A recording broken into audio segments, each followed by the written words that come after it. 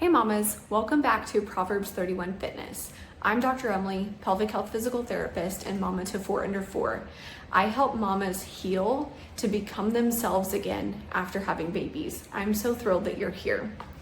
We have been discussing in a series format because it's a complex issue. We have been discussing chronic pain, chronic symptoms, struggles to lose weight postpartum, etc. Those struggles that we face as moms that sometimes are just so much bigger and more complicated than we really know what to do with. We're so used to, just add this one supplement, do this one exercise, go see, I'm not trying to pick on chiropractors, but go see the chiropractor once a week, that'll fix it. And we have these issues that we go, okay, I've done all the things, but it's just not working, and I don't understand why.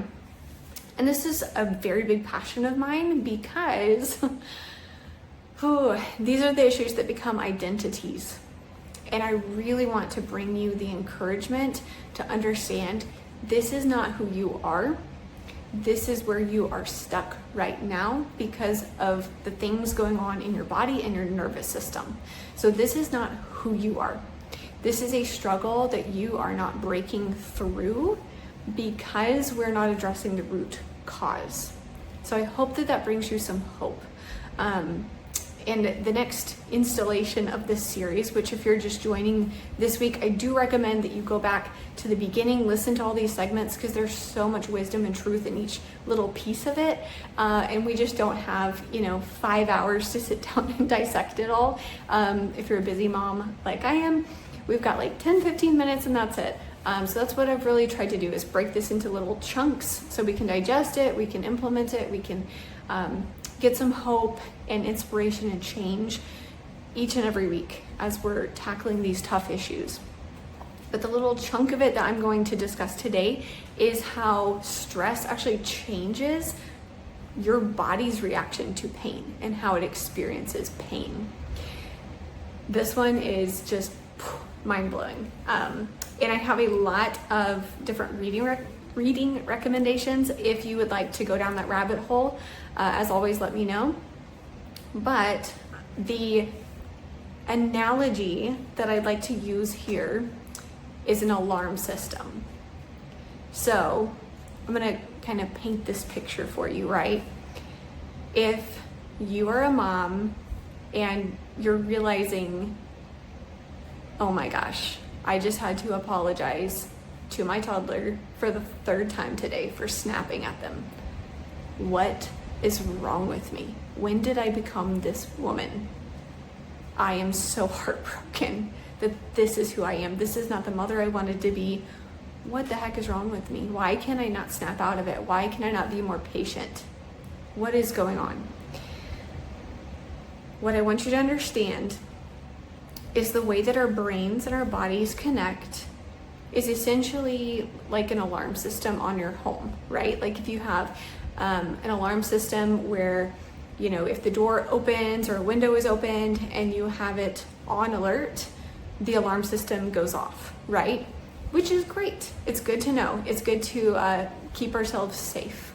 Similarly, we'll experience pain, anxiety, things like that, not as a sign that something is horribly broken or wrong and so we can freak out about it, but to give us information, to alert us that there's something that needs our attention, right?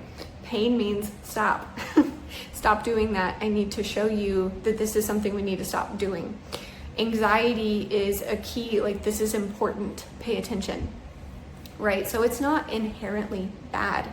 It's information. It's trying to guide us and protect us. So it's there for a good reason. God knew what he was doing when he designed this. But the issue is when we are stuck in a survival mode, when we have been just stuck in anxiety, in way upregulated nervous systems for a long time, that alarm system is out of whack. So it's not going off because someone opened the door when you had the system turned on. It is going off because you walked across the floor. It's going off because someone 2 homes down opened their door. It's way too sensitive. It's picking up on stuff that's not actually helpful information anymore, right? Because the original design is there's an intruder coming into your home when they shouldn't be there, right? That hurts when I step on a tack on the floor so that I will pick my foot up and I will not step on it, right? Now it's reacting to my child asked for juice. It's reacting to I picked up my kid. It's, things that should not be sending that alarm system off. It's a calibration issue. It's a sensitivity issue. It's not a you issue. This is not an inherent thing about you. It's not a failure of discipline. It's not a failure of faith. It's not something about you. It's something about your nervous system. So I want you to hear that. And I also want you to understand that it is fixable. It is healable. It is complex, but it is something that I enjoy helping moms through constantly. It's something that has dramatically impacted my own life because as a mama of 4 under 4, I lose my cool. I lose my patience.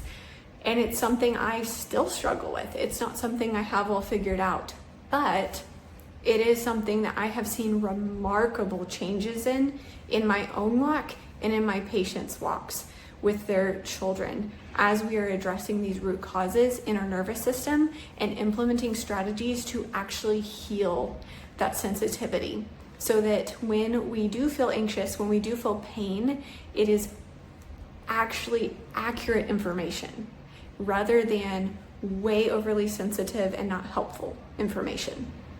So I hope that makes sense. An exercise that I'd like to walk you through today to kind of help reset that nervous system when we notice that our alarm is just going off way too easily and it's not actually helpful information. So for example, you just yelled at your kid again for the 3rd time today. You apologized again. You felt that shame spiral again of what in the heck is wrong with me? Why can't I get my stuff together? I love Jesus and yet I am not acting like him. What is wrong with me? And letting it just derail your whole day. What we're gonna do is we're gonna take a deep breath.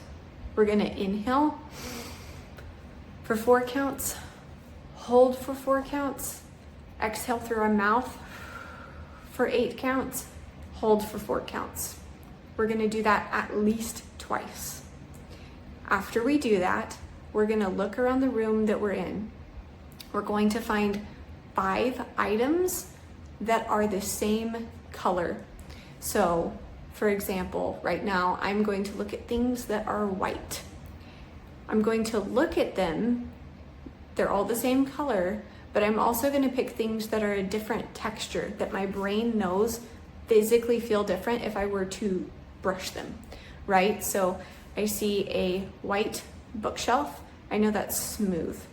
I see a white jacket, I know that feels soft and like a textile. I see some white paper, I know how paper feels versus like a bookshelf. I see a white toy made out of plastic. It's hard plastic. I know what that feels like. And I see a white, I see a crinkled white wrapper. That's gonna feel a little bit different too. So I'm seeing all those things. They all have the same color, but they all have different physical textures. And that's an input that I'm putting into my brain to calm my nervous system, come back to my center, down-regulate, and tell my brain, this is not an emergency. The alarm does not need to go off anymore right here. I want you to try that. Seriously, try it this week. When you catch yourself snapping, when something feels incredibly painful, but you know deep down it shouldn't. So I'm not saying, if you throw out your back lifting something you shouldn't have, that's not what I'm talking about. But it's you picked up your 20-pound toddler and you know that shouldn't be hurting anymore. There's no physical thing that should be creating this amount of pain, if that makes sense. So I want you to implement that this week. Let me know how it goes. Let me know what revelations you have through that. I really just want to remind you, this is not a you problem. This is a nervous system, body connection, sensitivity problem. It has a solution. And when we consistently work on this, what we're teaching our brain is a new path, right? So if you've ever, I love hiking and hunting and outdoorsy stuff like that, right? If you've ever seen an animal trail, you can see like the animals have just gone through that trail over and over and over. It's worn down and they know that that's where they need to go because it's really obvious. Our brain gets really used to the path that we take, but we can very easily create a new path. We just have to be consistent with it. So if we don't want to go towards anxiety, we don't want to go towards, oh, this hurts, 8 out of 10. If we want to change that, we just have to be consistent with it. So every time that we're feeling this, we're going to implement this nervous system regulation technique. We're going to do it consistently for a period of time, and then we're going to reassess. How is my nervous system doing? How is my alarm system doing? Has the sensitivity come back to a more realistic level or not? And then we try something new.